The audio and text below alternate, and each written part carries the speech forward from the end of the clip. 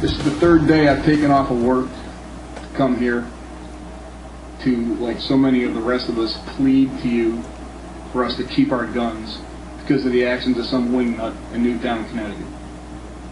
If that isn't inherently wrong, I don't know what is. That these bills are even in proposed form is scary enough. That any of you could be possibly undecided is scary enough. What are you looking at? I applaud those that took so-called Firearms 101. Well, that was Robert Steed testifying last month during hearings in Connecticut on the proposed gun control law there. He's a regular guy, a gun owner who believes strongly in his constitutional rights. In fact, he believes so strongly that you heard him say he gave 3 days from his job to argue for those rights. But now the Connecticut lawmakers have apparently just reached a deal on what's being called the most restrictive gun rules in the country. Mr. Steed is disappointed. He joins us live now from Hartford. Robert, great to see you. And so I know obviously you're disappointed, but I want to talk to you about the points that you were making as Connecticut gets ready to pass a law. Just so our viewers know, it would create the nation's first gun offender registry. It would require universal background checks for all gun purchases. It would ban the sale of large capacity ammo magazines. And magazines that are now legally owned will have to be registered with the state.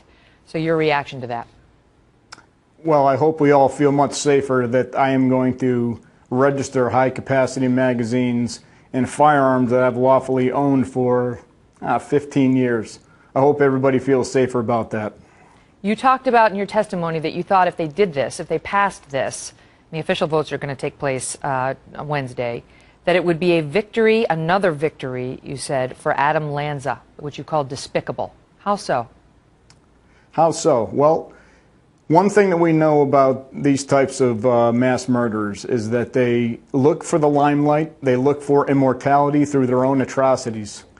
And for legislators to only find a political response to somebody else's atrocities is just more victories for the perpetrator of the crimes and more punishment for those that have done nothing wrong to begin with. And that, to me, is fundamentally flawed. It's not America. In that clip we ran before we went to break, you were talking about evil, trying to prevail upon the lawmakers to see, as you put it, that evil exists. And you said, Adam Lanza commits a crime, and now I'm here to grovel and plead for my rights and explain to you that my firearms are kept safely. You can't find a broad brush solution to evil. Do you think that's what folks have been grappling with here? Well, I don't know who you're referring to as folks. If you're talking about the lawmakers. Lawmakers. Yeah, sure. If we're talking about the lawmakers, the only thing that they apparently know how to do, Megan, is pick out the easy targets for political responses. Those easy targets, excuse me, are always the lawful, transparent, peaceful gun owners. The mere nature of who we are makes us easy targets. In the state of Connecticut, I believe the population of this state that owns firearms is about 16%. So they know, therefore, that there's really no voter demographic challenge to whatever they want to do to peaceful gun owners in this state. Mm-hmm. You know, the folks who have looked at Newtown, who are on the opposite side of this issue, they point out that Adam Lanza did what he did in that classroom and in that school within 5 minutes.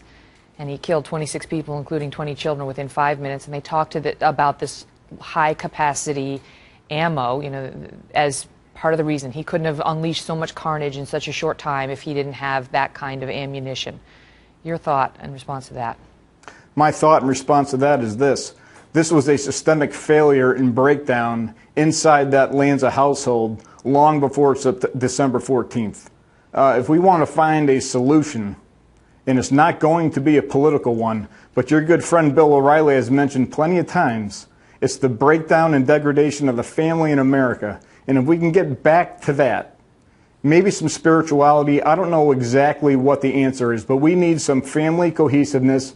We need intervention early on before it ever gets to the point where someone like an Adam Lanza can get his hands on weapons that, if misused, can cause these types of devastations. My weapons will never do such a thing. Megan, if you're a gun owner, your guns will never create such a travesty. And yet, 99. And yet, some, the media, in your view and in the view of many, bears some responsibility here, because what do we do in the wake of these shootings but create martyrs out of these killers? And to some extent, that gets in the head of the next killer who wants attention.